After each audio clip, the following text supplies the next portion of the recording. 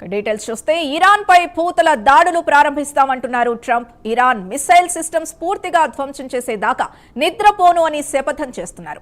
అంతర్జాతీయంగా తమ వెనుక చాలా దేశాలున్నాయని చెప్పారు. కొన్ని దేశాలు బహిరంగ మద్దతు ప్రకటించడం లేదంతేనని చెబుతున్నారు డొనాల్డ్ ట్రంప్.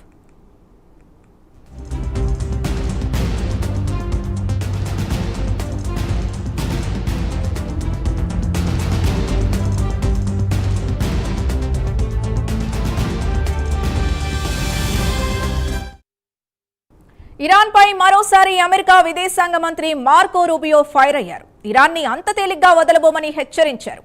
దాడికి ప్రతి దాడి చేస్తామని మార్కో రూబియో వార్నింగ్ ఇచ్చారు.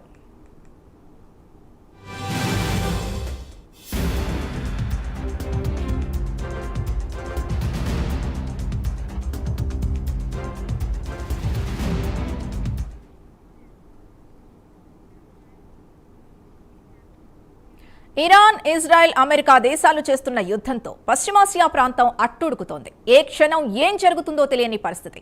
ఇరాన్లోని మిసైల్ స్థావరాల్ని పూర్తిగా ధ్వంసం చేసే వరకు నిద్రపోను అంటున్నారు ట్రంప్. దీంతో గల్ఫ్ దేశాల్లో ఉన్న అమెరికన్లు వెంటనే విడిచి వెళ్లాలని అమెరికా విదేశాంగ శాఖ కీలక అడ్వైజరీ జారీ చేసింది. ఖతర్, సౌదీ, యుఏఈ, ఇజ్రాయెల్ ని వీడాలని చెప్పింది. సురక్షిత ప్రాంతాలకు తరలి వెళ్లాలని అమెరికా విదేశాంగ శాఖ సూచించింది. మధ్యప్రాచ్య దేశాలను వెంటనే వీడాలని రూబియో తెలిపారు. విమాన ప్రయాణాలకు సంబంధించి ఎంబసీలో వెబ్సైట్ తనిఖీ చేయాలని సూచించారు.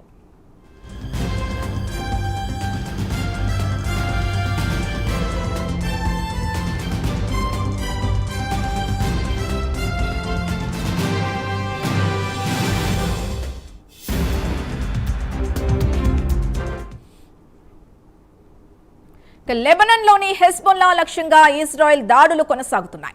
బీరూట్లోని హెజ్బొల్లా కమాండ్ సెంటర్ సహా ఆయుధ నిల్వ కేంద్రంపై దాడులు చేస్తున్నారు.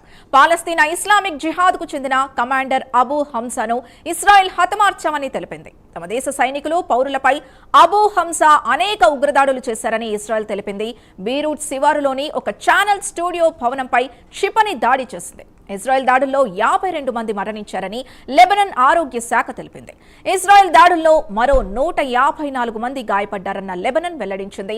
ఇజ్రాయెల్ దురాక్రమణకు వ్యతిరేకంగా తాము దాడి చేసినట్లు హెజ్బొల్లా ప్రకటించింది. దాడులు ఆపకుంటే ప్రతి చర్య తీవ్రంగా ఉంటుందని ఇజ్రాయెల్ని హెజ్బొల్లా హెచ్చరించింది.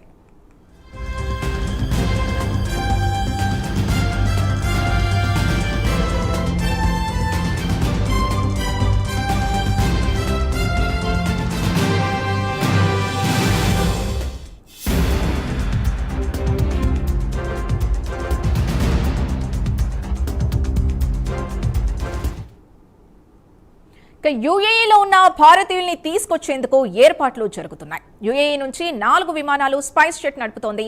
యుఏఈలోని ఫుజైరా నుంచి ఢిల్లీ, ముంబై, కొచ్చికి విమానాలు చేరుకున్నాయి. రేపటి నుంచి ఫుజైరా, ఢిల్లీ, ఫుజైరా, ముంబై విమాన సర్వీసులు కొనసాగనున్నాయి. అవసరాల మేరకు మరిన్ని విమానాలు నడిపేందుకు ప్రయత్నిస్తున్నామని అధికారులు వెల్లడించారు. దుబాయ్ నుంచి బెంగళూరుకు పలువురు ప్రయాణికులు చేరుకున్నారు. ఒమన్ నుంచి ప్రయాణికులతో మరో విమానం ఢిల్లీకి చేరుకుంది.